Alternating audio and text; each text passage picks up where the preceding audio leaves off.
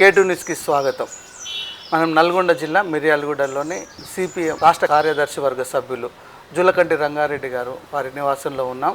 మన జరిగినటువంటి పార్లమెంట్ ఎలక్షన్స్లో దేశంలో రాష్ట్రంలో చాలామంది వారి ఏజెన్సీలు కానీ లేకపోతే ఇండిపెండెంట్ జర్నలిస్టు చాలామంది సర్వే చేశారు. ఈ పార్టీకి అనేసి వాళ్ళ యొక్క ప్రిడిక్షన్స్ చెప్తూ ఉంటున్నారు. 1 జూన్ 1 తర్వాత ఎగ్జిట్ పోల్స్ వస్తూ ఉంటున్నాయి. సో వీటన్నిటి నుంచి కూలంకుషంగా మరి గత 30 సంవత్సరాలు పైబడి రాజకీయ జీవితంలో ఉంటూ ఒక సిపిఎం పార్టీకి కట్టుబడి ఉండి ప్రజల పక్షాన తన గళాన్ని అసెంబ్లీలో వినిపించినటువంటి వ్యక్తి, తర్వాత ఎప్పుడూ ప్రజల్లో ఉంటున్నటువంటి వ్యక్తి, ప్రజల నాడి ఏంటో తెలిసినటువంటి వ్యక్తి జులకంటి రంగారెడ్డి గారు. సో వారితో కొన్ని విషయాలు అడిగి తెలుసుకుందాం.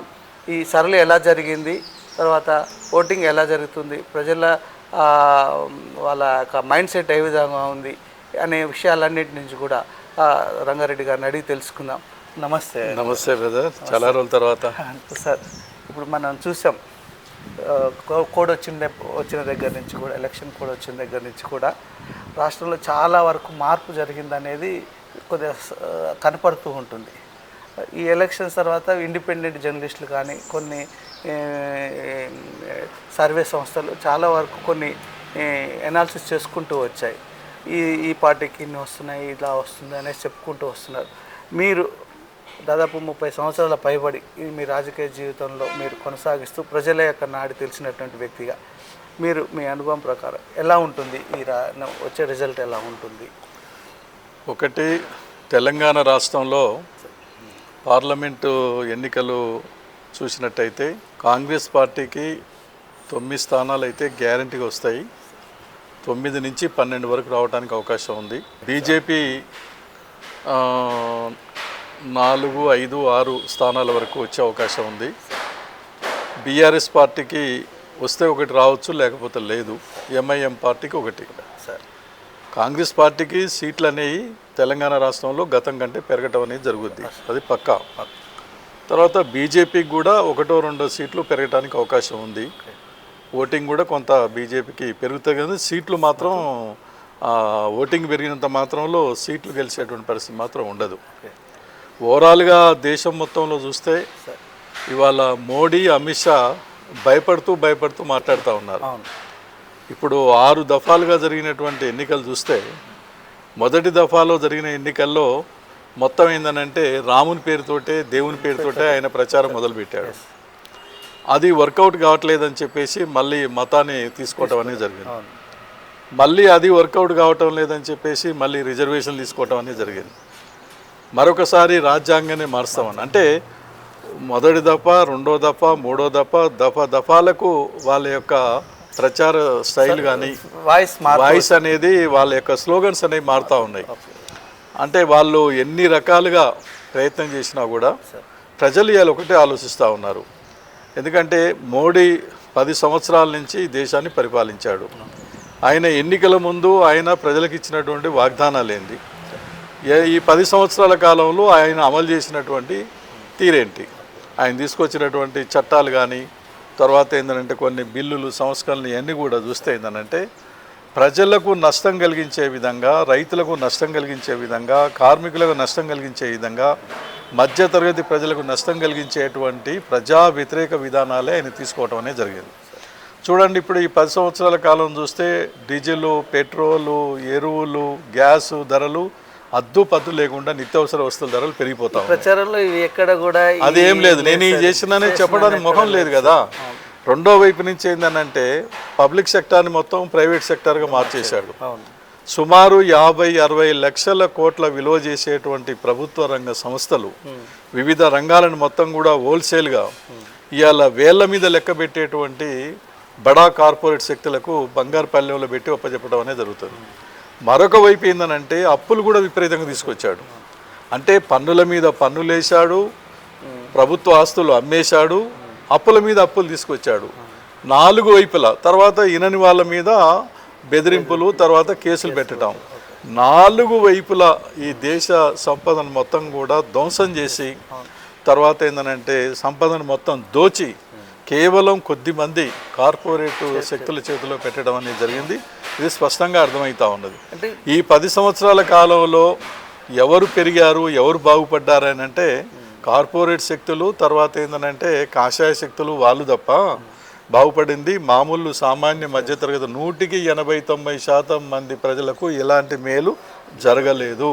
అయితే ఇక్కడ ఒకటి మేము ఈ 10 ఏళ్లలో ప్రజలకు 8 కోట్ల మందికి ఉచిత రేషన్ ఇచ్చాము అంటున్నారు. అంటే రేషన్ ఉచితంగా తీసుకునే స్థాయి ఉందంటే జీవన ప్రమాణం పెరిగినట్ట తగ్గినట్ట, ఇంకా ఇస్తాము, ఉచితంగా ఇస్తున్నాము, వారికి తిండికి కావాల్సినటువంటి యొక్క రేషన్ అనేది ఇవ్వడం దేనికి సంకేతం? అంటే అభివృద్ధికి సంకేతమా, ఇంకా జనాలు ఇంకా దారిద్ర్యంలో బతుకుతున్నారు అని చెప్పడానిక? ఇది జనాలకు అర్థం కావట్లేదు. అంటే ఉచిత రేషన్ ఇంకా ఇస్తున్నాము, ఈ 5 ఏళ్లలో ఇచ్చాము, భవిష్యత్తులో కూడా ఇస్తాము అని అంటే కొందరికి, అంటే మారుమూలలో ఉన్నటువంటి వాళ్ళకి ఏంటంటే రేషన్ ఇస్తున్నారా, వాస్తవం కూడా చెప్పాలంటే దాన్ని మనం ఏ విధంగా చూడవచ్చు? ఎందుకంటే దీన్ని విశదీకరించి చెప్పకపోతే గ్రామీణ ప్రాంతాల్లో ఉన్నటువంటి వాళ్ళు ఏంటంటే రేషన్ వస్తుంది కదా అనుకుంటున్నారు, కానీ మనం ఇంకా దిగువ స్థాయిలో ఉన్నామన్న సంగతిని వాళ్ళు గుర్తించలేకపోతున్నారు. ఇది వాస్తవమా? ఇప్పుడు మోడీ ప్రభుత్వం అనుసరించినటువంటి విధానాల వల్ల పేదవాళ్ళంతా బిచ్చగాలుగా మారారు. తర్వాత మధ్యతరగతి ప్రజలు, రైతులందరూ కూడా కూలీలుగా మారారు. అసమానతలు అనేది తీవ్ర స్థాయిలో పెరిగిపోతూ ఉన్నాయి. ఈ సంపద, వీళ్ళ శ్రమతో వచ్చినటువంటి సంపద, పెట్టుబడులన్నీ కూడా కొద్దిమంది చేరుదా. దాన్ని బట్టి అర్థమవుతుందిగా 8 కోట్ల మందికి మేము రేషన్ ఇస్తున్నాము, బతికిస్తున్నాము అని అంటే పేదరికం పెరిగింది కదా. పేదరికం పెరగటం వల్లనే కదా అంటే ఏదో మేము వరాలు ఇచ్చేవాళ్ళం. రాష్ట్రంలో ప్రచారాస్తంగా మరి అది గొప్పతనంగా మరి చెప్పుకుంటున్నారు. అది వాళ్ళకి ఉల్టా అవుతుంది, అది వాళ్ళకే ఉల్టా కావటం అనేది జరుగుతుంది. ఏదున్నా దేశం మొత్తంలో ఇప్పటి వరకు ఉన్నటువంటి సమాచారాన్ని మొత్తం పరిశీలిస్తే ఏంటంటే హిందీ రాష్ట్రాల్లో గతంలో వాళ్ళకు వచ్చినటువంటి పార్లమెంటు స్థానాలు ఇప్పుడు రావు. యూపీలో తగ్గుతాయి, బీహార్లో తగ్గుతాయి, మహారాష్ట్రలో తగ్గుతాయి, గుజరాత్లో తగ్గుతాయి, పంజాబ్, హర్యానాలో బాగా తగ్గుతాయి. హిందీ రాష్ట్రాల్లో వాళ్ళకు వచ్చిన సీట్లు దాదాపు 30-40% సీట్లు అనేవి తగ్గిపోతాయి. ఇటు వచ్చేసరికి కేరళ కానివ్వండి, కేరళ ఏంటి లెఫ్ట్ లేకపోతే కాంగ్రెస్ పార్టీ, ఇండియా కూటమే కదా. తర్వాత కర్ణాటకలో బీజేపీకి వచ్చే ఛాన్స్ లేదు. తర్వాత మన కాంగ్రెస్ పార్టీకి అత్యధిక సీను. తమిళనాడులో అదే పరిస్థితి ఉంది. తెలంగాణలో మనకి ఈ కాంగ్రెస్ పార్టీ కూటమికే ఎక్కువ రావటం అనేది జరుగుతుంది. ఈటెల రాజేంద్ర గారు అంటున్నారు తెలంగాణలో మొట్టమొదటి గెలిచేది నల్గొండ పార్లమెంట్ అంటున్నారు. మరి ఆయన మతుడిని మాట్లాడుతుండు. మతుల కన్నా దేశంలోనే అత్యధిక మెజార్టీతో గెలిచే సీటు నల్లగొండ పార్లమెంటు నియోజకవర్గం నుండి అత్యధిక ఓట్లు మెజార్టీ అనేది 4 లక్షల పైనే మెజార్టీ వచ్చేటువంటి అవకాశాలు నల్గొండకే ఉన్నాయి.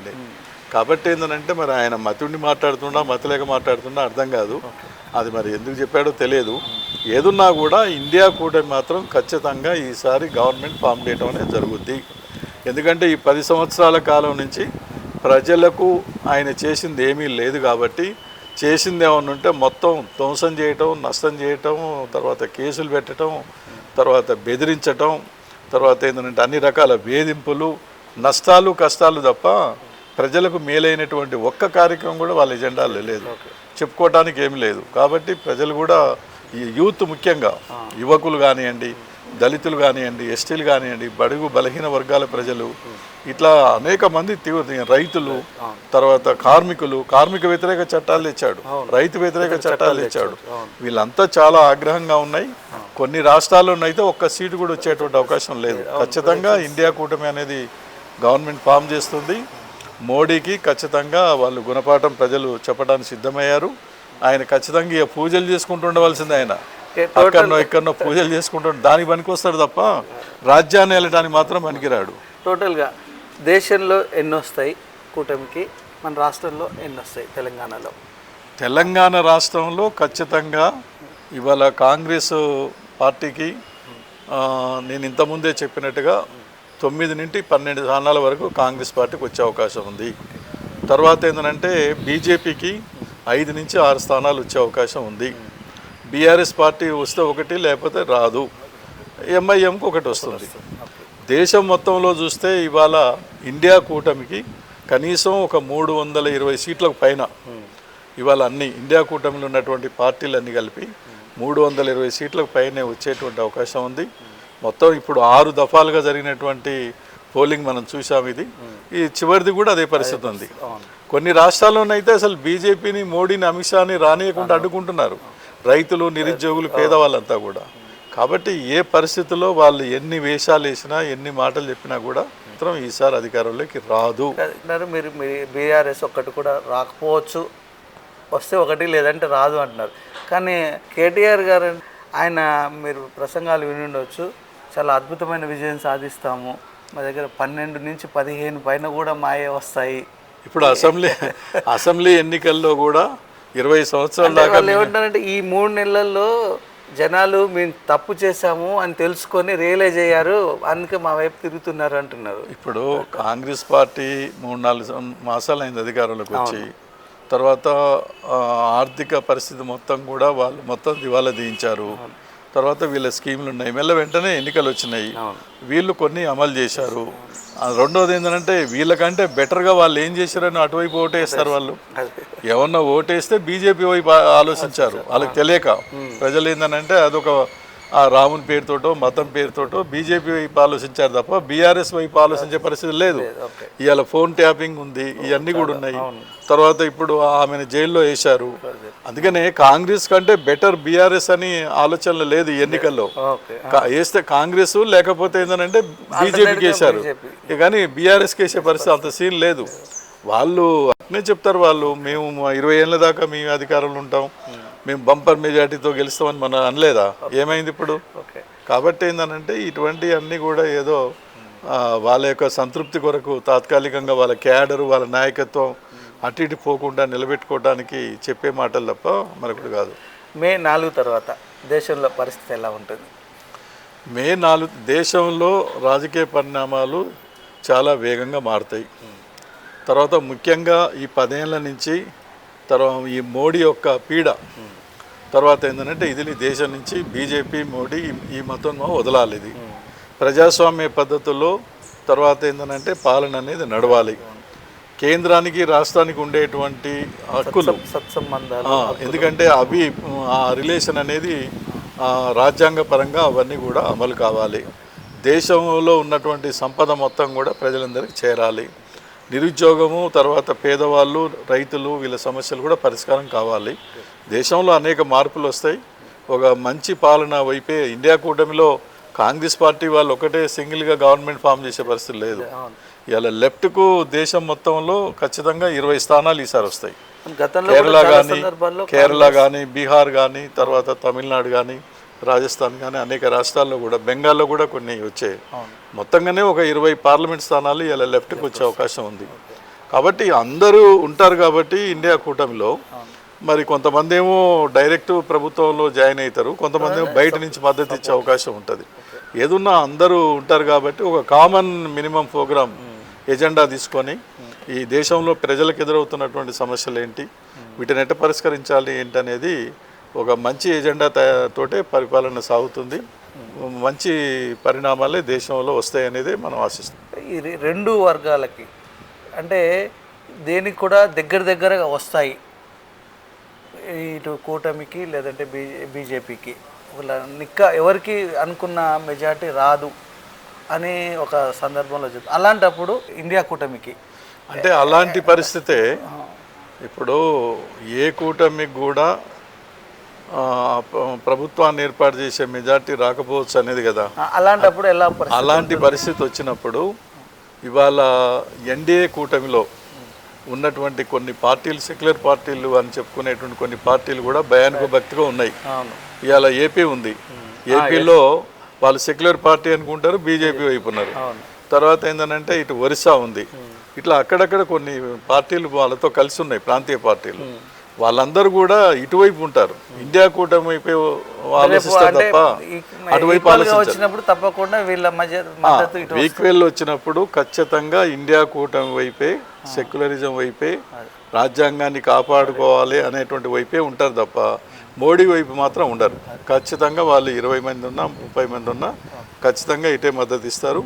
ఇండియా కూటమి గవర్నమెంట్ ఫామ్ చేయాలని చెప్పి కోరుకుంటారు తప్ప కొంతమంది వారి ఆలోచన ఏంటంటే ఇటు వీళ్ళకి కానీ వాళ్ళకి కానీ ఈ టైట్ నడుస్తుంది కాబట్టి ఈ టైట్లో ఉన్నప్పుడు కొన్ని సర్వేలు ఏం చేశారంటే కొన్ని ప్రాంతాల్లో ఉన్నటువంటి ప్రాంతీయ పార్టీలు ఉన్నాయి కదా, అవి ఇండియా కూటమికి మద్దతు ఇచ్చే అవకాశాలు ఉంటున్నాయి అని అంటున్నారు.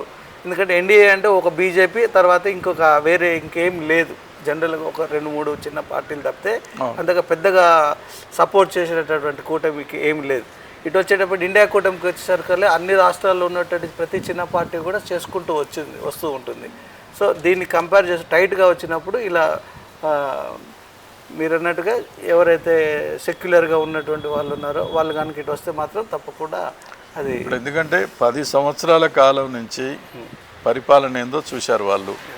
రెండోది, ఇప్పుడు ఎన్డీఏ కూటమి వైపున్న కొన్ని పార్టీలు కూడా ఇష్టంతో కాదు, భయంతో వాళ్ళు ఇలా ఏపీలో ఉన్న 2 పార్టీలు కూడా భయంతో ఇలా చంద్రబాబు నాయుడు కానీ లేకపోతే జగన్ కానీ వీళ్ళందరూ కూడా భయంతో. ఒరిస్సా ఉంది, ఒరిస్సాలో కూడా ఇప్పుడు వాళ్ళకి వ్యతిరేకంగా బీజేపీ అది వేరు చేస్తున్న భయంతో, అంటే వాళ్ళ వైపు లేకపోతే కేసులు పెడతారేమో, లేకపోతే రాష్ట్ర ప్రభుత్వాలను ఇబ్బంది పెడతారేమో కార్యక్రమాలు నడవకుండానే భయంతో ఉన్న వాళ్ళందరూ ఇండియా కూటమి వైపు వస్తారు, అటు మాత్రం ఉండరు. కాబట్టి ఏంటంటే ఆ రకంగా కూడా ఇండియా కూటమికే మేలు జరుగుతుంది. సో ఇది మనం ఓవరాల్ వస్తుంది. నెక్స్ట్ వస్తే మన ఎమ్మెల్సీ ఎలక్షన్స్ కూడా జరిగాయి. ఉప ఎన్నిక పల్లా రాజేశ్వర రెడ్డి గారు ఎమ్మెల్సీగా ఉన్నారు, ఆయన ఎమ్మెల్యే గెలిచిన తర్వాత రిజైన్ చేశారు, ఎమ్మెల్సీ ఉప ఎన్నిక జరిగింది. సో ఈసారి ఈ తీరు ఎలా ఉంటుంది? ఇప్పుడు ఎమ్మెల్సీ ఎన్నికల్లో ప్రధానంగా ఏంటంటే 3 కూటములు, ఒకటి బీజేపీ, రెండోది బీఆర్ఎస్, మూడోది కాంగ్రెస్ పార్టీ. కాంగ్రెస్ పార్టీ మొన్న జరిగిన అసెంబ్లీ ఎన్నికల్లో అది అధికారంలోకి వచ్చింది. కాబట్టి ఏంటంటే రాష్ట్రంలో ఇవాళ సెక్యులర్ పార్టీగా బలంగా ఉండాలి అనే ఉద్దేశంతో క్యాండిడేట్స్ ఎవరనేది కాదు, ఏ కూటమి అనేది ప్రధానంగా చూసాం. ఇలా ఉభయ కమ్యూనిస్ట్ పార్టీలు తర్వాత మన టీజేఎస్, కోదండరామ్ వీరందరూ కూడా మల్లన్నకే సపోర్ట్ చేయటం అనేది జరిగింది. కాబట్టి మల్లన్న గెలిచే అవకాశాలే ఎక్కువగా ఉన్నాయి, గెలుస్తాడు కూడా. అంటే మీరు ఓవరాల్గా చూస్తే రేపు సీట్లు పరంగా ఎన్ని సీట్లు ఫిక్స్డ్గా కూటమికి దేశం మొత్తంలో 300 పైనే, 320 దాకా ఇండియా కూటమికి రావచ్చు అనేది ఒక అంచనా. తర్వాత ఏంటంటే ఏమన్నా అటు ఇటుగా ఏదన్నా ఉన్నా కూడా తర్వాతనైనా సెక్యులర్ పార్టీలు నేను ఇంతకుముందు చెప్పినట్టుగా వాళ్ళందరూ కూడా వచ్చే అవకాశం ఉంది. గవర్నమెంట్ ఫామ్ చేయడానికి కావాల్సినటువంటి అవకాశాలు ఇండియా కూటమికి ఉన్నాయి. ప్రజలు మొదటి దఫా, రెండో దఫా, మూడో దఫా వ్యతిరేకత పెరుగుతుంది. వ్యతిరేకత పెరుగుతున్న కొద్దీ వాళ్ళ స్లోగన్స్ మారుతున్నాయి భయంతో. తర్వాత వాళ్ళ ఆస్తులు వాళ్ళ పుస్తలతో సహా తీసుకొని వీళ్ళకి ఎక్కడ సాధ్యమైంది? ఒక ప్రధానమంత్రి స్థాయిలో ఉన్న వ్యక్తి ఆ రకంగా దిగజారి మాట్లాడటం అంటే అర్థమే ఉంది. ఇది ఎందుకంటే ఒక కామన్ మెన్ కూడా ఆ విధంగా మాట్లాడరేమో అనిపిస్తుంది. అందుకొరకే ఇలాంటి ప్రధాని మాకు అవసరం లేదు, ఇది దేశానికి పనికొచ్చేటువంటి ప్రధాని కాదు, కేవలం కార్పొరేట్లకు ఊడిగం చేసేవాడు అనేది అర్థమైపోయింది. అందుకొరకే ఖచ్చితంగా ఇండియా కూటమి అనేది ప్రభుత్వంలోకి రావడానికి అవకాశం ఉంది. వాళ్ళకి ఖచ్చితంగా ప్రజలు బుద్ధి చెప్తారు. వాళ్ళు మతము దేవుడు అనేది వ్యక్తిగతమైంది. ప్రతి పార్టీలో ఉన్నటువంటి వాళ్ళకి రాముడు భక్తి ఉన్న వాళ్ళందరూ గౌరవిస్తారు, పూజిస్తారు.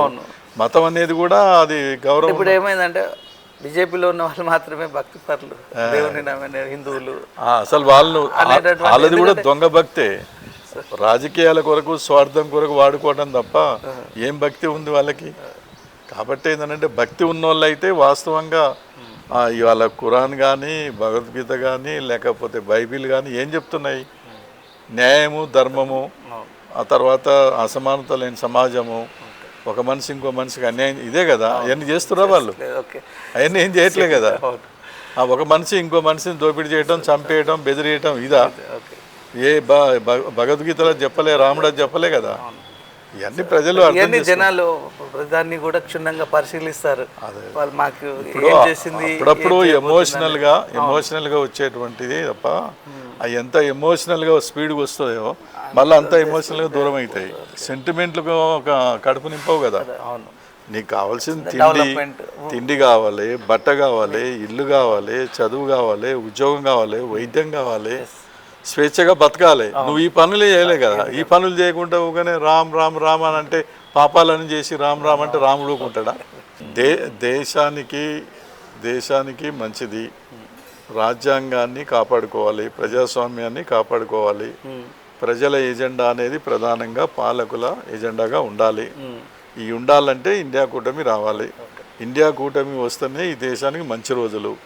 ఇండియా కూటమికి నష్టం జరిగితే మళ్ళీ దేశానికి పెద్ద ఎత్తున 5 ఏళ్ళు నష్టం జరుగుద్ది.